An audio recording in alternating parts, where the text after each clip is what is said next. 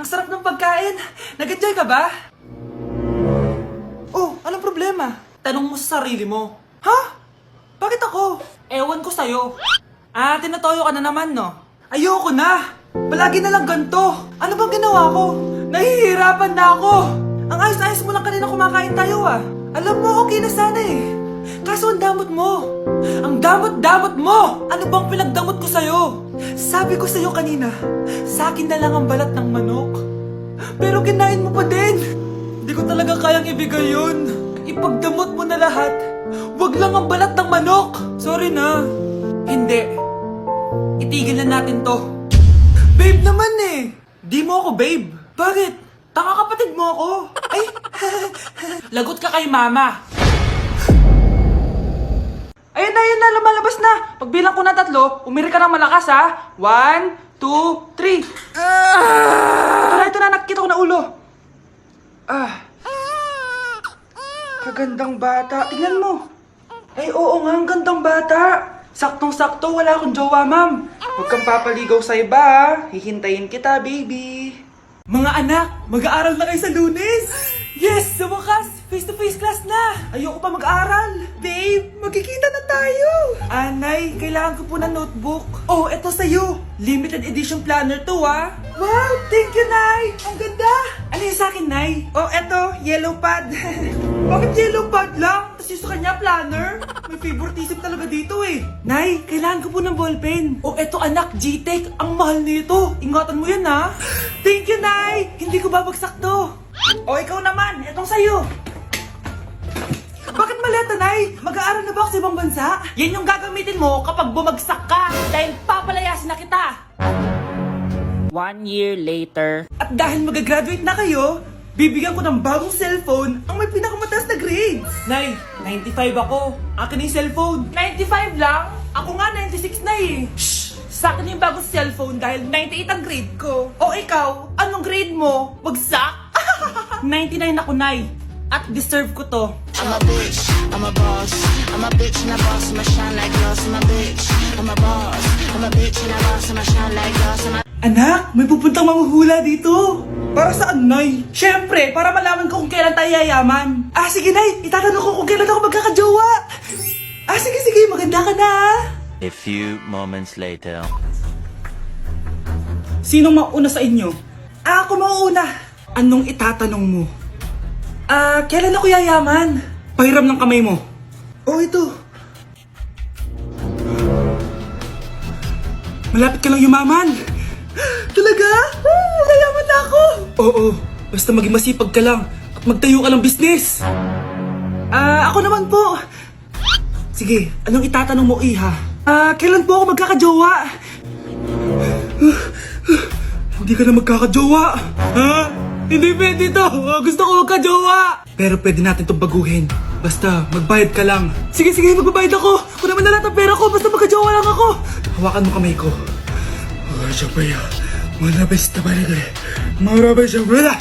Ayan, may jowa ka na. Nasa labas na. Talaga? Hi, ako yung magiging jowa mo. Bakit ang pangit? Mukhang talampakan.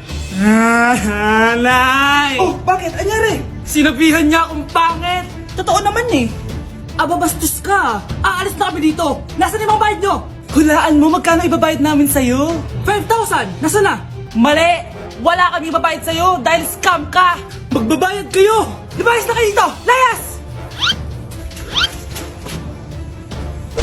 Anak, sigurado ka na bang itutuloy mo yung pagpunta mo sa ibang bansa? Huwag ka na malungkot, Nay. Kailangan ko magtrabaho doon para sa inyo ni Kyle. Ate, mamimiss ka namin. Basta anak ha, palagi kang mag-iingat doon. Kapag inaabuso ka nila, tawagan mo lang ako. Ano ka ba, Nay? Think positive lang tayo, ha? Sige na, baka malate pa ako sa flight ko. Bye-bye na, mamimiss ko kayo. Bye, anak. Nay, tumatawag si ate. Talaga? Hello, anak. Kamusta ka na? Nay, nakuha ko na sweldo ko. Nagpadala pala ako sa inyo, ha? Kumain kayo sa labas. Salamat sa binigay mo, anak, ha? Okay ka lang ba? Kapag may problema ka, tumawag ka lang, ha? Opo, Nay. Mababait yung mga amo ko. Huwag kang mag-alala. Nay, may pinadala si ate oh. Nakamaleta pa. Surprise, Nay! Mga damit at sapatos yan para sa inyo. Siyempre, may chocolate din. Naku anak, nag-abala ka pa. Pero salamat ha. Sana inipon mo na lang yung pinanggas mo dito. Okay lang, Nay. Tinaasan nga nila yung sweldo ko kasi magaling daw ako maglinis ng bahay. Sige anak, galingan mo palalo ha. Wow, ang daming laman! Bakit di sumasagot si Scarlett? Baka busy. Anak, tumawag na ba ate mo? Ilang araw na siyang di tumatawag ah. Nay, may tumatawag. Ay, salamat sa Diyos, tumawag na. Hello anak. Nay, may pinadala ulit sa ate. Ah, ang bigat. Ano? Anong nawawala? Ano kaya naman nito? Hello? Hello?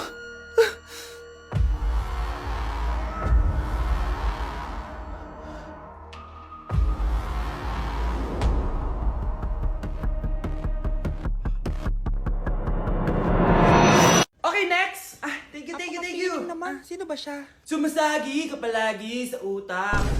Next! Lo, di pa nga ako tapos eh. Ba't walang magagaling? Mukhang magaling siya. Kifi! Ang Kifi ko! Anong title ng kinakanta mo, be? Ah, Kifi po yung title ng kanta. Ayan, kaka-tiktok nyo yan. Next! Sana naman maayos na yung kasunod. Zobagood. Habang tayo... Ah, excuse me lang ha. Mali ata kayo na sinalihan ng contest. Singing contest po to. Ay, akala ko po kasi X Factor. Bye-bye. Next! Ang pogi niya. Anita Max win. Ano daw? Anita Max win. Tama na to. Ayoko na. Ah, wait lang po. Wow! Yay! Uy, mukhang magaling to ah. Oh, kalma. Baby, kalma. Okay, class! Na-miss nyo ba ako? Bumalik na si ma'am! At dahil first meeting natin, hindi muna ako magli-lesson. Gusto nyo ba yon? Ma'am, pwede po kami kumain sa kantin? Sure! Oh, yung mga gustong kumain, kumain na. Gawin nyo na lahat ng gusto nyong gawin. Basta, today lang yan ha. Next week, magli-lesson na tayo. Grabe, ang bait talaga ni ma'am, no? True, be. Kaya favorite ko yan si ma'am eh. Tara na, kain na tayo. Okay, class. What is the powerhouse of the cell? Scarlett? Ano ba yun? Starts with letter M. Mitochondria? Very good! Kaya mo naman pala eh. Thank you, ma'am. Oh, class, mag-e-exam kayo ha. Dinalian ko na to para sa inyo. Lahat ng nasa lesson natin, nandito. Okay, get one and pass. Oo nga, ang dali lang. Makaka-perfect pa ata ako. A few moments later. Okay, time's up. Pass your papers. Wow naman, lahat kayo nakakuha ng high scores. Magaling ka kasi magturo, ma'am. Okay, class, dahil Friday ngayon, gusto ko mag-enjoy kayo sa weekends. Kaya naman, hindi ako magbibigay ng assignment. Yes, thank you, ma'am. Makakagala ako. At isa pa, class, malapit na mga anak si teacher, oh. Magli-leave muna ako ng ilang months. Ha? Habang wala ako, si Ma'am Diana muna ang papalit sa akin. Maging mabait kayo sa kanya, ha? Hi, class. Namiss niyo ba ako? At dahil first meeting natin, may surprise quiz kayo. Nandito na naman yung pet peeve ko. Hindi!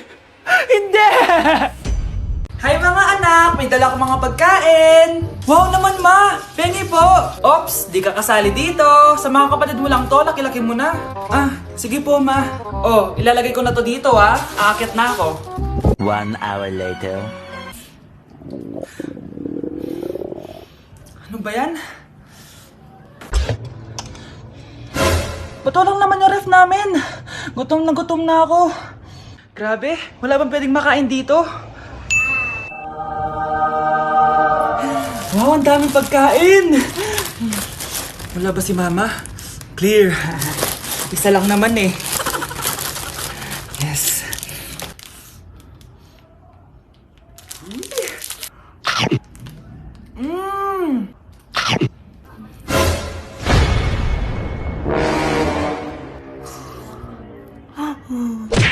Baby, make me feel like I never felt before. Hold me close by your side.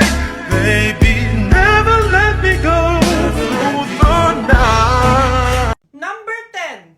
Last question na to, class, ha? 10 points to. Sana madali lang itanong ni ma'am. Mukhang mapaperfect ko to, ah. Ano? Ang full name ni Jose Rizal. Full name? Akala ko full name niya na yun. Dinuro ba yan ni ma'am? Kung nakikinig talaga kayo sa discussion natin, alam nyo kung anong full name niya. Alam ko lang yung full name ng crush ko. Ano ba kasi yung full name niya? So wala palang nakikinig sa akin, ha?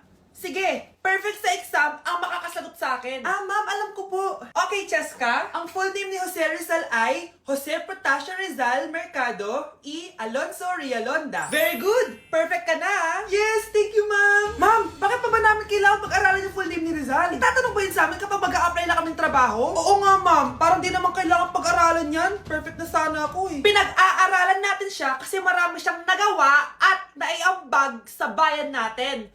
Eh, kayong dalawa, ano naiambag nyo? Di ba puro lang kayo reklamo at panigat sa bahay? Sabi ko nga po, ma'am,